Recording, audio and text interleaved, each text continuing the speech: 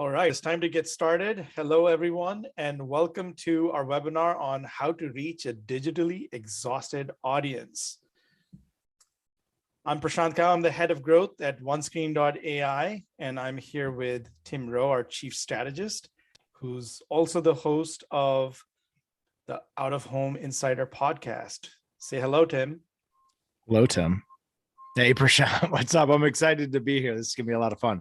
I know. Going to be a good time. We've got some really good things to talk about. First, a little bit about OneScreen.ai, right? Why are we here? So OneScreen, we really believe in real world advertising, right? Our mission is making it easier to buy and sell out of home ads, whether you're on the supply side, on the demand side, whether you're a vendor in the ecosystem. We really want to bring this community together and make it easy for them. We're a software company, and we have solutions that help businesses that are service providers, and we've got tools for them. And we're helping brands to buy, deploy, and measure OOH. So we're a technology company, and like many great technology companies, we also provide services, and we have an in-house agency that can actually help brands with their OOH campaigns. A little bit about the state of the state, right? We're talking about digital fatigue, and I am a digital marketer, and I've been in the industry for the past 20 plus years, but I am super excited about things, even though there's this sense of digital fatigue going on right now. And that's a feeling I haven't had for a long time. And in the early days, when I was with a company called HubSpot, we saw a big transition in the industry where people started adopting inbound marketing. It was the rise of social media, blogs, Twitter, Facebook, etc. And companies were looking to adapt to this new way of doing marketing. And I feel that we're at a similar inflection point in the marketing industry. And this is not just relevant to the OOH or out of home industry, it's relevant to the entire marketing and advertising industry, right? We're at this point and we're seeing this giant tectonic shift in the industry that's very similar to what we saw with social media around 15, 20 years ago. And I believe that out of home is crossing the chasm. And I know a lot of out of home insiders will say that, what do you mean you're crossing the chasm? We've been in this industry for such a long time. It's been growing year over year. It's been really high performing. And you're absolutely right. It has been. But there's been a whole generation of marketers that just started as digital native and did not pay any attention to out of home. And I believe that generation, with what's going on in digital and with digital fatigue, that generation has now finally crossed that big scary chasm, and we're again at the beginning of the early majority, and they're going to see the next 2 to 3 years of great growth in out of home, and a big need to leverage a new medium out there, because digital just isn't performing the way it used to. And it's every day I see some form of news. This was Airbnb. They shifted their strategy from performance to brand building last year, and they had a huge, a monster year for them, monster profits. And small challenger brand like Rose.com taking on someone like Google with the Google Sheets, and they're seeing very interesting growth because they're adopting a channel that gives them a strategic advantage, and they don't have to compete in digital and for SEO against a large incumbent who they have no chance of fighting against them in a digital channel, right? And at the same time, we're seeing customers coming to us every day, and this is cosmic bliss, that are launching channels using out of home, because that gives them the ability to cost effectively reach new audiences, and they can do it in a very strategic and cost effective way. So digital marketing is over optimized. Your target prospects just don't want to hear from you anymore. There's just so much noise out there that they're blocking out your ads in some shape or form, right? Internet users are leveraging some form of blocker, some form of VPN, some form of browser that doesn't allow you to track them. We've got privacy regulations coming up. We've got Google Universal Tracking that's going to be sunsetted in July of 2023. A lot of companies are going to have it hard with their tracking and ability to measure effectiveness of their digital channels before it's going to get easier. The cost of digital acquisition is just escalating. And this is from the anchor, right? Placer AI's weekly newsletter. And that's their take and their research on the rising costs and the lower performance of digital as a channel. But guess what? We did our own research and we just published this survey research report last week on the state of digital fatigue. And we are seeing what a lot of you are seeing. We did the research with 611 marketers across 45 states. 98% of them have invested in digital, but a good majority of them, 67%, are seeing that the results are declining. And a good majority of them are looking for alternative ways to reach their audiences. The old way, and it's interesting that we're referring to digital as the old way now, but digital is not as effective anymore. And people are looking for other ways and other effective ways to reach their audiences. So does that mean digital is dead? Not so, right? That's not what we're saying, right? Over the past 20 years, and you could say either a whole generation of marketers that just got into the workforce really just adopted digital ways of marketing. And the whole way of marketing leaned significantly towards performance. It was all about leads, right? And it moved a little bit away from brand marketing, so to speak. But now I feel that pendulum is swinging back towards the center, right? Where performance marketing is not really driving those results and performance marketing is super expensive. So there was this part that was science and this part that's maybe a little bit more art or thought about as art. But we have to realize that it's like art and science come together and it's more like architecture, right? It's the perfect mix of form and function. And you might argue that, hey, digital does both of that, right? Digital can be very good, look good, and perform well at the same time. But I believe that OOH is monumental architecture, right? So even though digital is architecture, I would say OOH really just has that much more impact. It's so much hard to ignore. And it's also a very effective medium. It's not just that it looks good and stands out, but it's also very effective. This is from another study that we did, and we found that coupling billboards with digital actually saw a 4x lift in online activity because of the presence of the billboards. So it actually drives significant results. And part of our study also showed great news for OOH, right? 99% of the audience believed that OOH is the perfect counterbalance to the fatigue that people are seeing.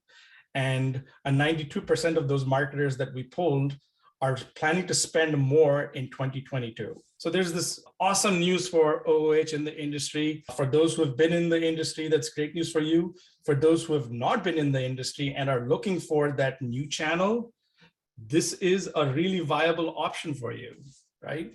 And real world advertising is a fundamental shift in how we can relate to our customers and build that brand and build that impact. But it's not as easy as it looks. It takes some doing. And so I'd like to hand it over to my colleague, Tim, who'll tell us all about OOH. I'm mostly curious if you took this picture off my Facebook and we totally blew past the disclaimer of that this is not guarantee of future results. Just because you go to puppy yoga doesn't mean you're going to be able to leap through the air as gracefully as this guy here on the screen. But Prashant, I appreciate that setup. And it's something that we've been paying attention to since kind of late 2019. Research started to come out that digital was over optimized and that there was potentially a big bubble on the horizon. $285 billion being spent on the internet was about to be looking for a new place to go, because a few months after some of that research started to come out, we obviously had COVID lockdowns. A lot of that money ran to the internet, and now it's breaking out into the real world for all of the reasons that you just talked about. It's over optimized, 52% or so of the nation's using some sort of ad blocker. And with the adoption of VPNs, people don't even want you to know where they are. So they're blocking your ads, they're masking their location. It's over optimized. We can all agree it's broken. And while they may have ruined some of the internet, it's neither here nor there. Facebook and Google did leave a few good clues. So let's start there. Back in 2015, Google had developed this concept around there being core micro moments in the buyer's journey. And those are digital moments or reflexes where we grab our phones when we want to know something, go somewhere, do something, or buy something. And thinking about that through the lens of if the micro moment in the modern buyer's journey is the reflex when we grab our phones, what happens right before that reflex? Right? When you go to the doctor and the doctor taps your knee, right? Your knee your leg goes flying out. It was the tap. It was the tap that triggered the reflex. What would happen if we could trigger the reflex? So if we could incept those micro moments using old school out of home, what would that look like? And on the right-hand side, this is a great representation of a campaign that did some of that for a brand born online, spending hundreds of thousands of dollars on Facebook ads. You may even be familiar with them yourself, but this is a subscription murder mystery game.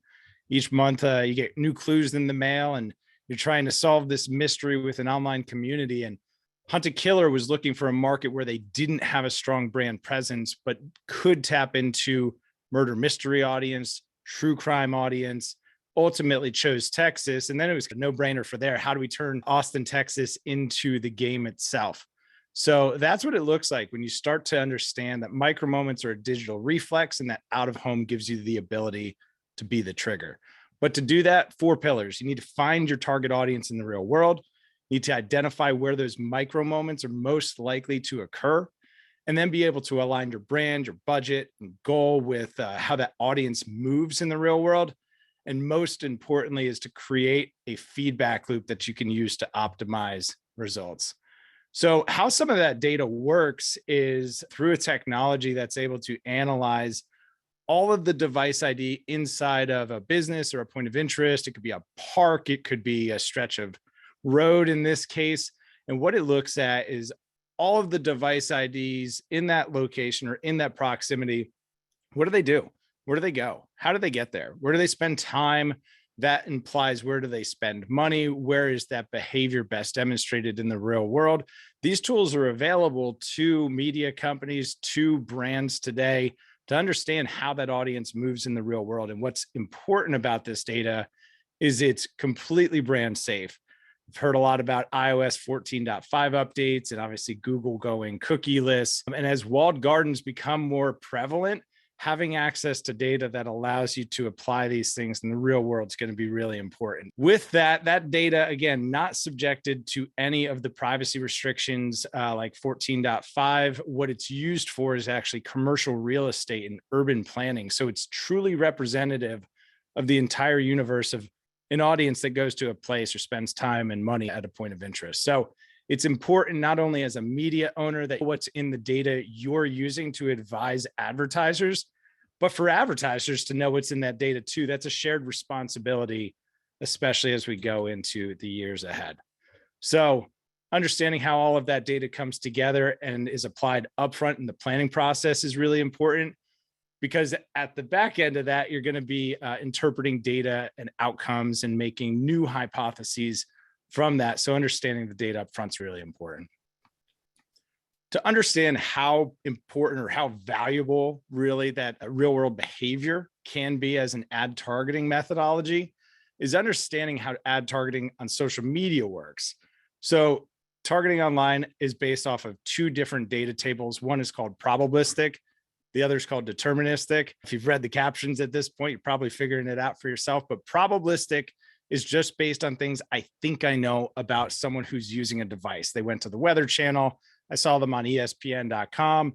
It looks like they were shopping for golf clubs. I can start to make inferences about who this person is or might be. That's probabilistic data, things I probably know to be true.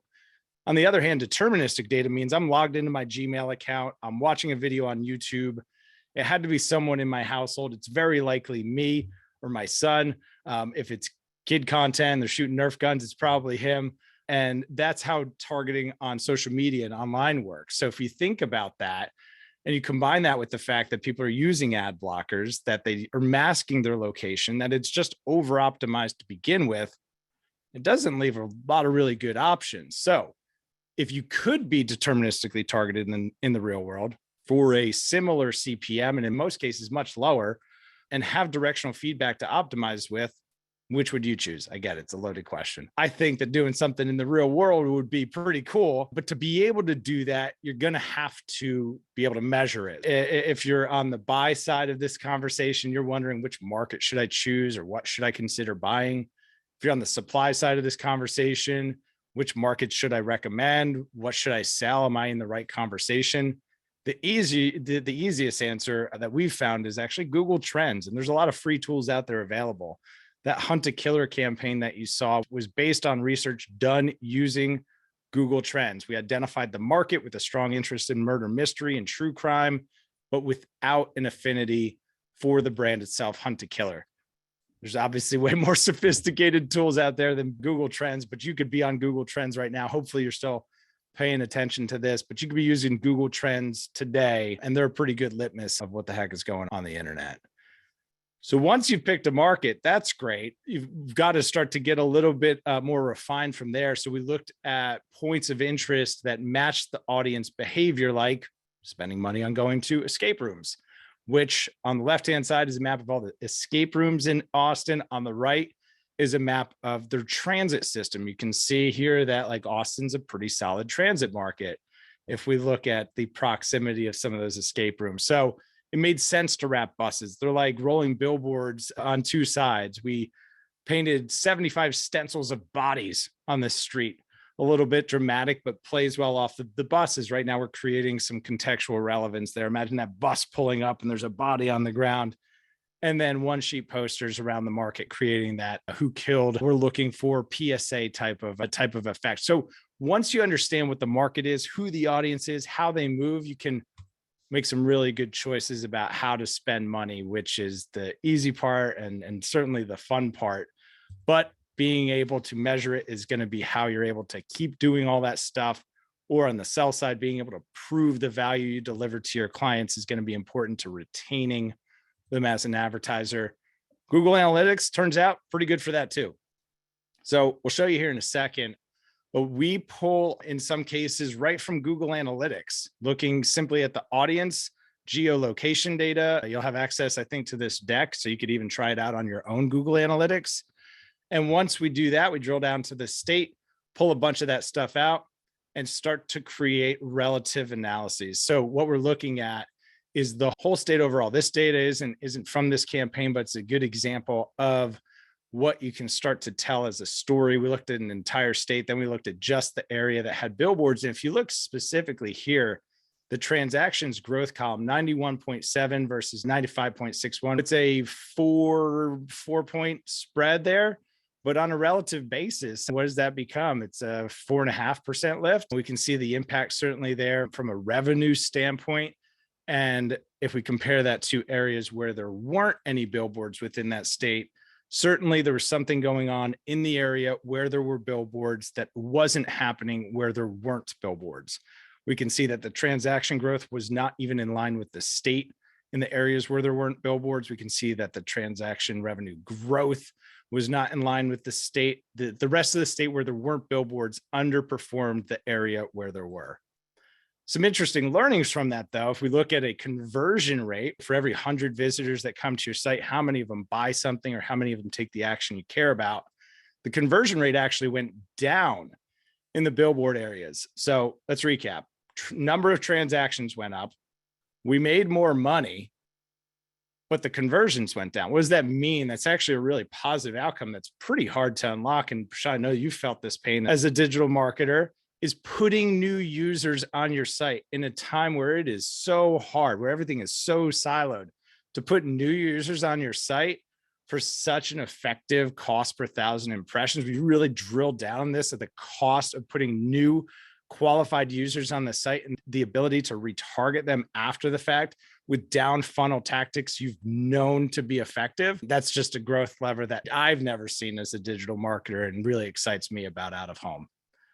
So there's certainly lots of ways to do it. You could do a big old digital billboard as part of a PR effort. In the case of G2 Crowd here, celebrating their 2022 Best Software Awards, really wanted to highlight this other campaign that you had earlier there, Prashant, with an extension. This is a campaign that's up in the market right now. And just the effectiveness of an extension off of a billboard, you see this coming from 2 miles away and start thinking, what the heck is that? And as an advertiser, that's pretty exciting to get people excited about seeing your ad minutes in advance of seeing it. I mean, that's just unfathomable. So that's the power of an extension. And one of the ways that you can do out of home, but you can do out of home a lot of different ways: bus shelters, wrapped cars, on top of cars, inside of cars, billboards, planes, blimps, wallscapes, pizza box toppers. The options are absolutely endless. It could be big old digital spectaculars and looking ponds. It could be kiosks and screens on top of a lifestyle center. This is a fun story. Another Boston-based startup called Jock Market, their daily fantasy sports app. And they did, I think, 100 half brand trains in Boston. What a statement for a young startup like that to be able to challenge DraftKings on their home turf in Boston, be able to go out and make that kind of impact. And certainly to bring a team together is a pretty cool thing too. Or you could just do a billboard for your CEO to send a picture to his mom. But really the key is testing, figuring out what's right for you, and being eager to learn.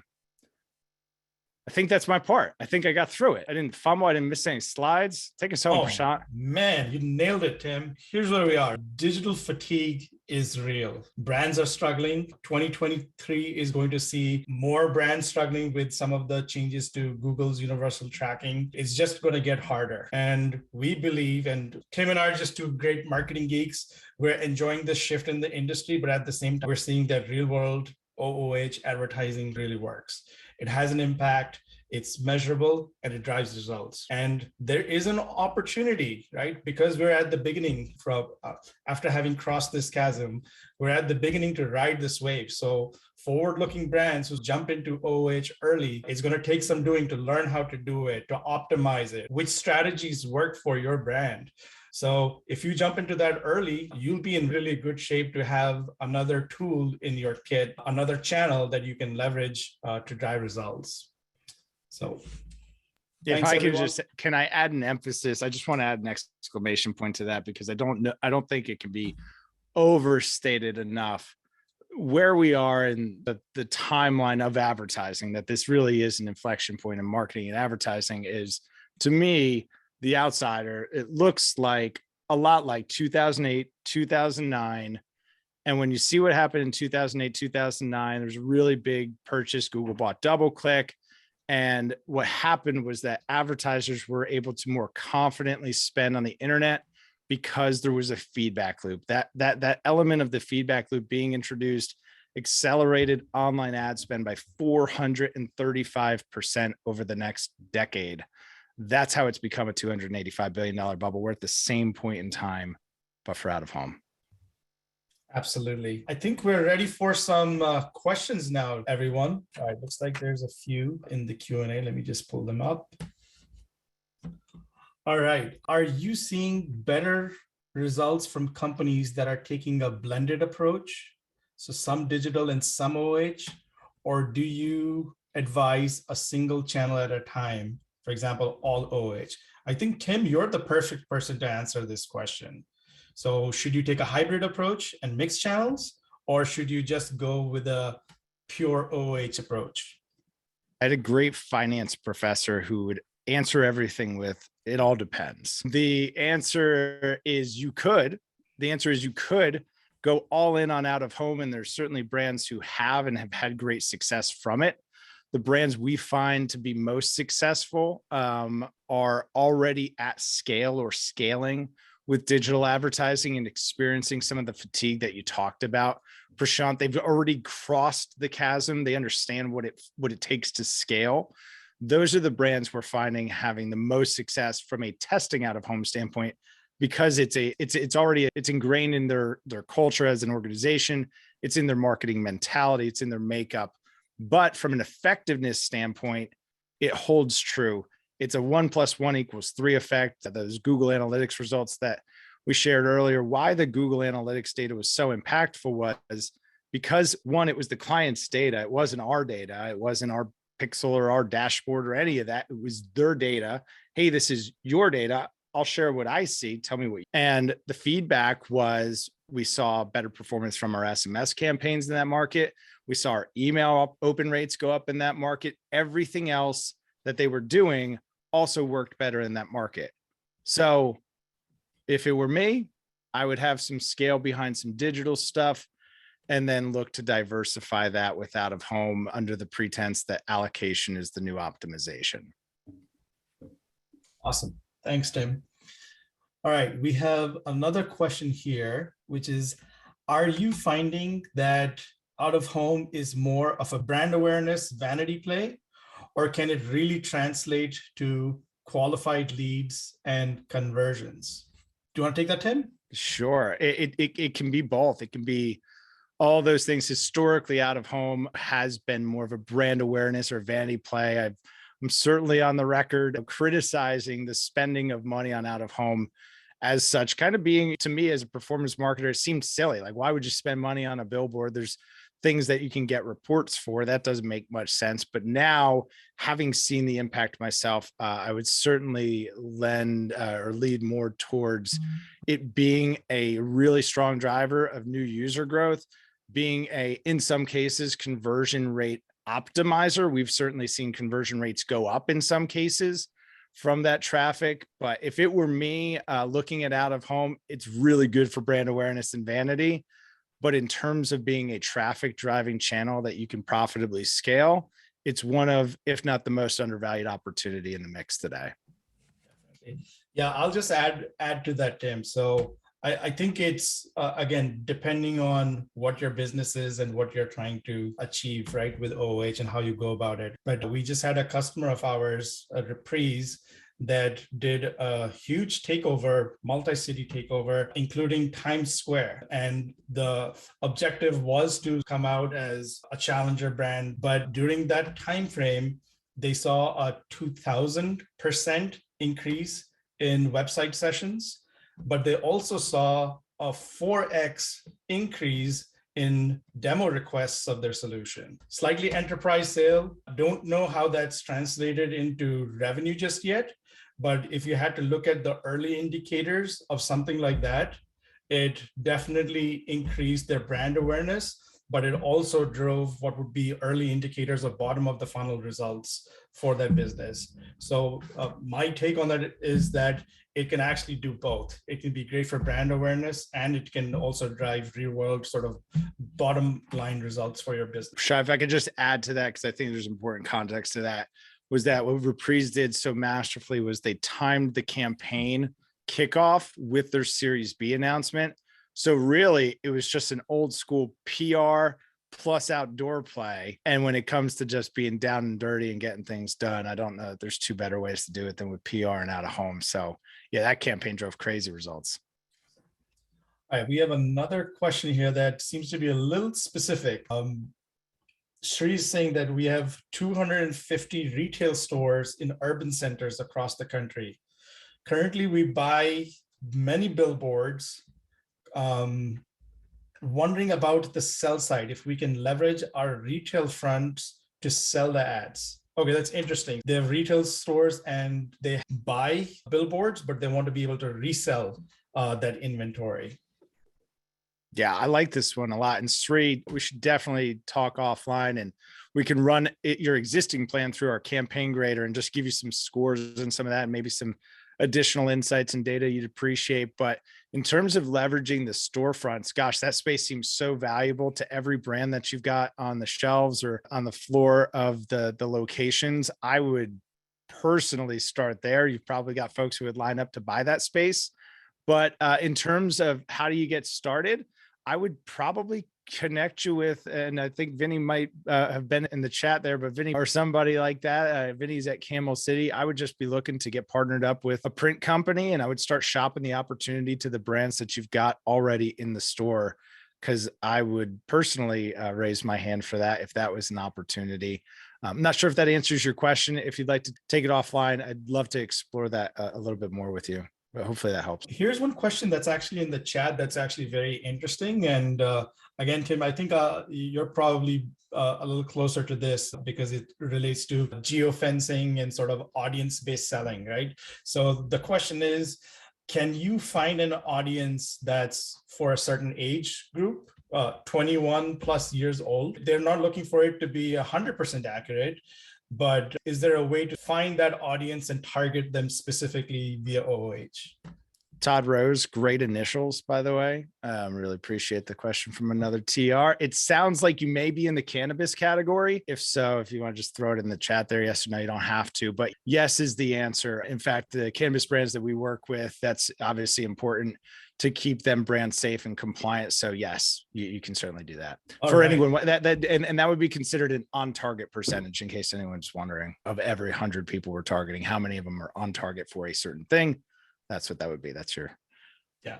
But for the general audience, we have data now that allows you to be very sophisticated in how you target. You could find areas, if you geofence things with some of the data tools that we have, you can find any kind of demographic that you want, and you can find that you can figure out what their shopping habits are. Somebody goes to the Woodmere Mall, right? And people who've got a earning potential of over $120,000 a year and a certain age group, and you should be able to identify who those audiences are. Yes, sir. I think Tim's pulling up something to demo. Right? I didn't even realize I was still sharing my screen. You gotta let me know that. You gotta stop me. What I was gonna pull up, Todd, was for you. We actually have an ebook. We have out of home for cannabis entrepreneurs. Kaylee, maybe we could just follow up with Todd and get that over after we wrap up here, but we have an ebook on that. Okay. Next question. It seems like testing and learning seems to be a big part of this. So for a company that's never done OOH before, do you recommend multiple campaigns at the onset? No. I would also agree that the answer to that should be no. I think OOH comes with, and to do OOH well, it also comes with certain requirements. I think what we're seeing that in order to really do a OOH campaign, you probably want to start with a campaign that's over $50,000, right? 75,000 to 100K is probably the size of campaign spend you're looking for it. And that might seem like a lot to you, but to be honest, if you were to do something on digital like Facebook, yeah, you can get some lead flow and you can get some traffic with even as little as $5,000 spend, even less. But to really drive bottom of the funnel results and real ROI, you're probably spending close to 100K as it is anyway. So when you think about it from that point of view, either you have a really large budget and you have the budget to actually test a lot of those things. But I would say that when you get into sort of multivariate testing, there's just so many things that are different, right? If you say, how do I perform in New York versus how do I perform in San Francisco, and just inventories in those cities and how much it could cost over there, there can be so many nuances to that it's probably advisable to crawl or walk before you run.